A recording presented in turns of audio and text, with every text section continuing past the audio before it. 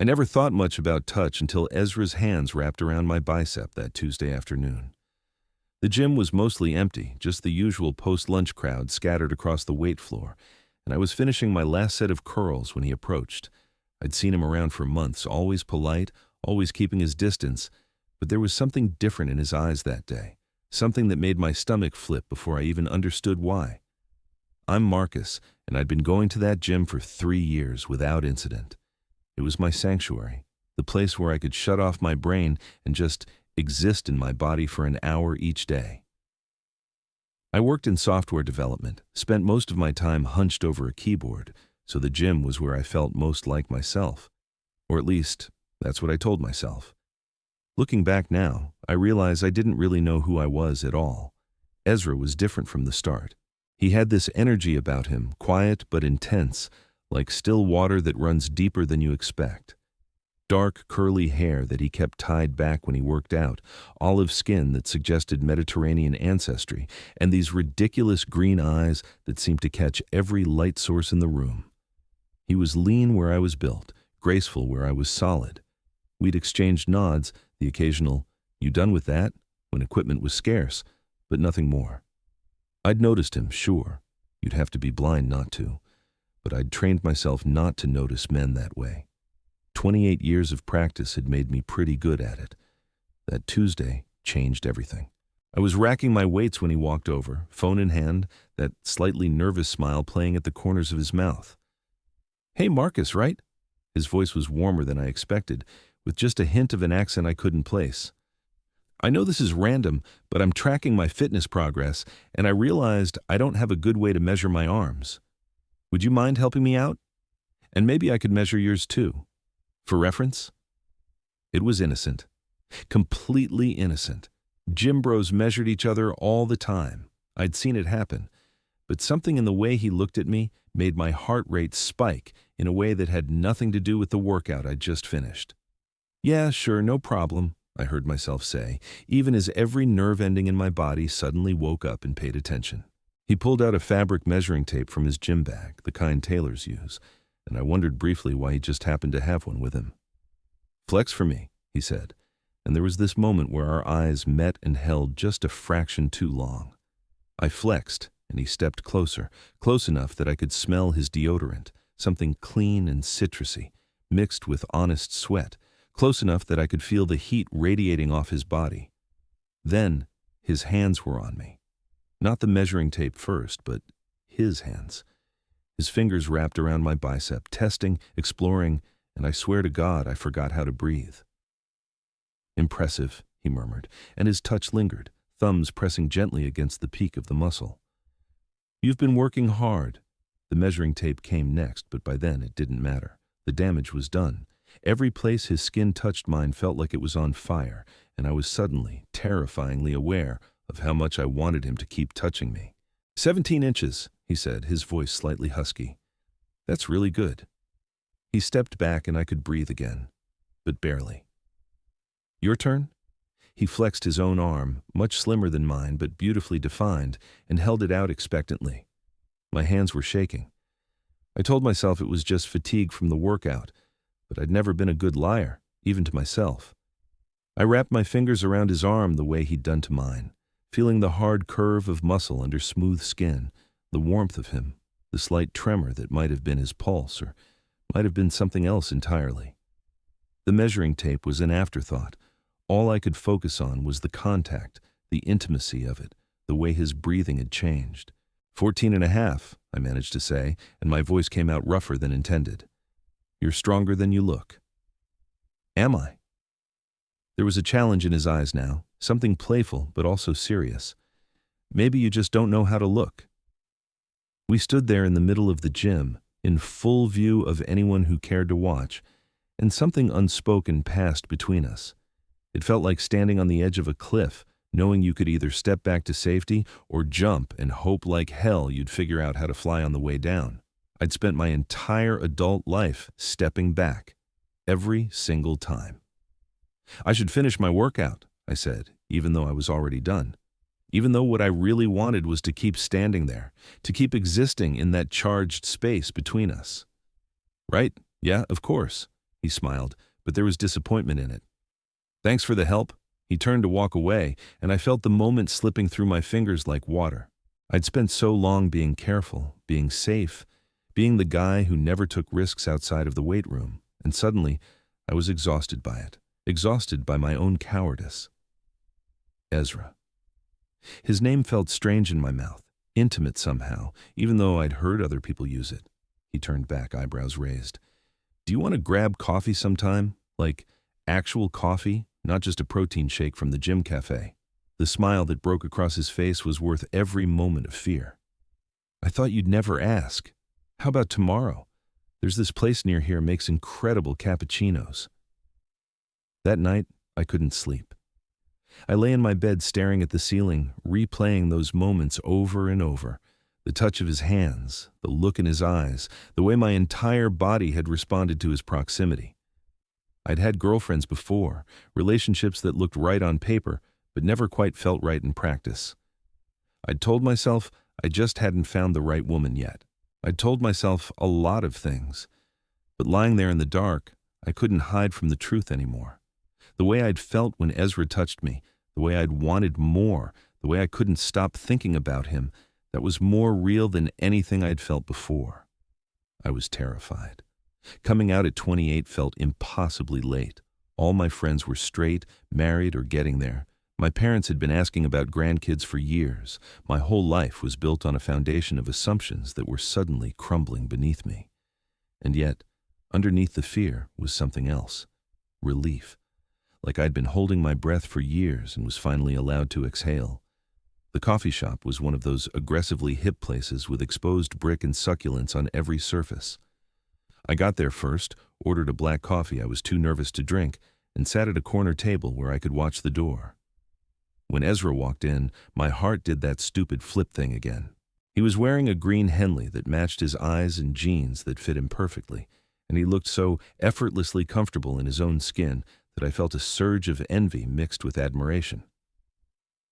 Hey, he slid into the seat across from me, his own coffee already in hand. I was worried you might not show. Why would you think that? He shrugged, fingers playing with the rim of his cup. I don't know. You seemed pretty spooked yesterday. I thought maybe I'd read the situation wrong, pushed too hard. You didn't, I said quickly. I mean, you didn't push too hard, but you also didn't read it wrong. The words felt clumsy in my mouth. I'd never had this conversation before, never even imagined having it. This is kind of new territory for me. Understanding softened his features. How new are we talking? Brand new, like still has the tags on. I attempted a laugh that came out shaky. I'm not even really out. You're actually the first person I've said anything to, if this counts as saying anything, which I guess it does now that I'm rambling like an idiot. Ezra reached across the table and placed his hand over mine, just for a second, but it was enough to ground me. Hey, it's okay. We can go as slow as you need. I just wanted to spend time with you, get to know you better. No pressure, no expectations. We talked for 3 hours. The coffee shop filled up and emptied out again, and we just kept talking. He told me about growing up in a Greek family in Chicago, coming out at 19, the relief and the difficulty of it. He told me about moving here for work 2 years ago, starting over in a new city where nobody knew him. He worked as a physical therapist, which explained his interest in fitness and body mechanics. He loved old movies and cooking elaborate meals and hiking trails that most people found too difficult. He was funny and thoughtful and so easy to talk to that I forgot to be nervous. I told him about my own family, my work, the safe surface level stuff at first. But gradually, I found myself going deeper. I told him about the relationships that never quite worked, the feeling that I was always performing a role rather than living authentically. I told him about the loneliness that came from keeping such a fundamental part of myself hidden. And he listened without judgment, without trying to fix anything, just bearing witness to my experience in a way that felt sacred. Can I ask you something? I said as the afternoon light started to slant through the windows. Yesterday at the gym, did you actually need to measure your arms? His grin was sheepish and charming. I mean, I do track my measurements, but I also have a tape measure at home and a mirror and 2 functioning hands. So no, I didn't technically need your help. Why did you ask then? Because I've been trying to work up the courage to talk to you for months, he admitted. You're always so focused, so in your own world, and I couldn't figure out how to bridge that gap. Then I saw you finishing up that day and I just thought, screw it. What's the worst that could happen? You say no and I die of embarrassment. But at least I tried. I'm glad you did. The words felt inadequate for what I was feeling, but they were all I had. I don't think I ever would have made the first move. You made the second one, though, asked me to coffee. That took guts. We started seeing each other regularly after that. Coffee dates turned into dinner dates turned into movie nights at his apartment. He lived in this cozy one-bedroom with plants everywhere and a kitchen that actually looked used, unlike my own sterile space. He'd cook these amazing meals, Greek dishes his grandmother taught him, and we'd eat on his couch with something black and white playing on the TV that neither of us really watched. The physical progression was slow, almost painfully so, but it felt right. Our second date ended with a hug that lasted a little too long. The third date, he kissed me goodnight at his door, just a soft press of lips that sent electricity down my spine. I drove home in a daze, touching my mouth, marveling at how different it felt, how right. By the fourth date, we were making out on his couch like teenagers, and I was discovering that everything I thought I knew about desire was just the preview. This was the main feature. Is this okay? He kept asking, his hands in my hair, on my face, sliding under the hem of my shirt. Tell me if it's too much. It wasn't too much. It was overwhelming and terrifying and absolutely perfect. I'd never felt so present in my body, so connected to another person. Every touch was electric, every kiss a revelation. We didn't go further that night, both of us content to just explore this new territory, but I went home with my lips swollen and my heart so full it ached. The gym became complicated. We still saw each other there, still worked out in parallel. But now there was this secret between us, this knowledge that made every glance loaded with meaning. Other people started to notice. You and Ezra seem friendly, one of the regular guys commented. You know each other from outside? I mumbled something non-committal and changed the subject, hating myself for the cowardice even as I did it. Ezra never pushed. He understood the position I was in, the fear that came with visibility. But I could see it bothered him sometimes, the way I'd tense up if he stood too close in public, the way I'd avoid him entirely if certain people were around. We talked about it one night, lying in his bed after finally taking that last step together, our bodies still tangled and slick with sweat. I don't want to be your secret, he said quietly, tracing patterns on my chest. I've done that before, and it's not fair to either of us. But I also don't want to lose you. So I'm stuck between understanding where you're at and needing more than you might be ready to give. The honesty hurt, but it was necessary. I'm trying, I told him. I know I'm not there yet, but I'm trying. A few months ago, I couldn't even admit this to myself. Now I'm here with you, and it's the realest thing in my life. That has to count for something. It does. He kissed my shoulder. I just need to know you're moving forward, not staying stuck in fear. He was right, and I knew it. The fear was comfortable in its familiarity, but it was also suffocating me. I started small. I told my sister first, over video chat, because I couldn't handle doing it in person. She was quiet for a long moment after I finished stumbling through my explanation, and my heart was pounding so hard I thought I might pass out. Then she smiled, tears in her eyes, and said, Marcus, I've known since you were 16. I was just waiting for you to figure it out. Are you happy? When I told her yes, that I was happier than I'd ever been, she said that was all that mattered. One down. My best friend from college was next. We met for beers, and I was so nervous I almost chickened out 3 times. But I thought about Ezra, about the way he looked at me, about the life we could build together if I was brave enough.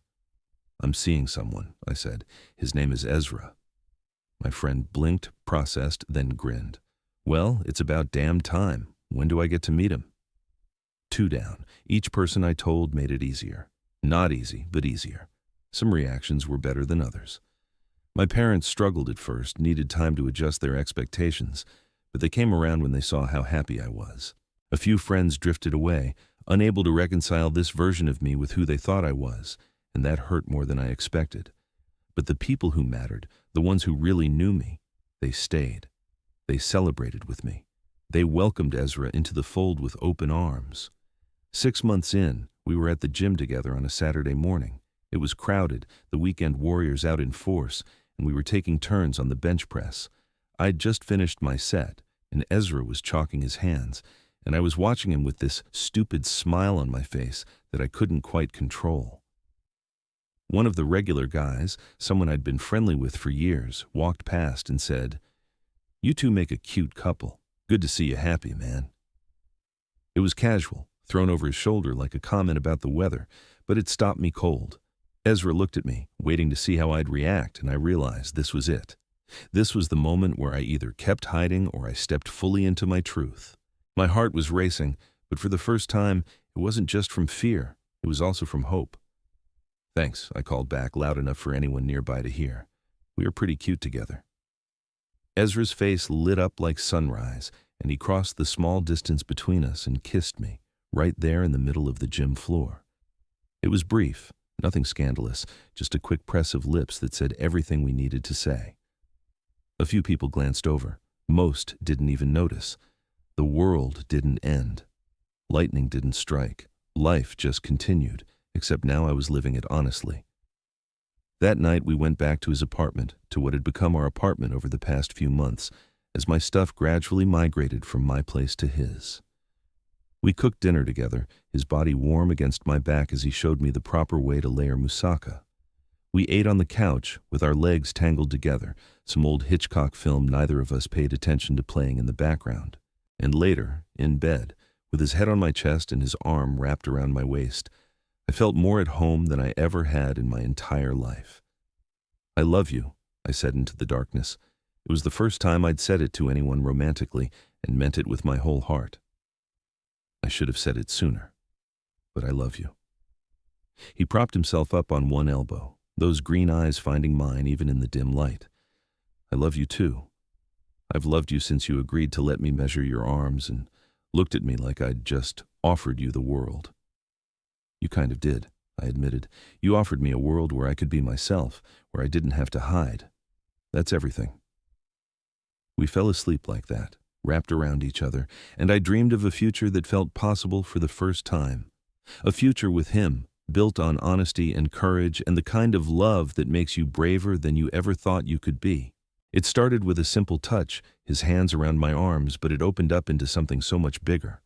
A life lived authentically, a love worth fighting for, or a version of myself I'd been searching for without even knowing it. The gym is still our place. We go together now, openly, working out side by side like we always did, but without the weight of secrecy pressing down on us. Sometimes he still measures my arms, just as an excuse to touch me, and I let him because I know what that touch means. It means safety. It means acceptance. It means coming home to yourself and finding someone waiting there to welcome you.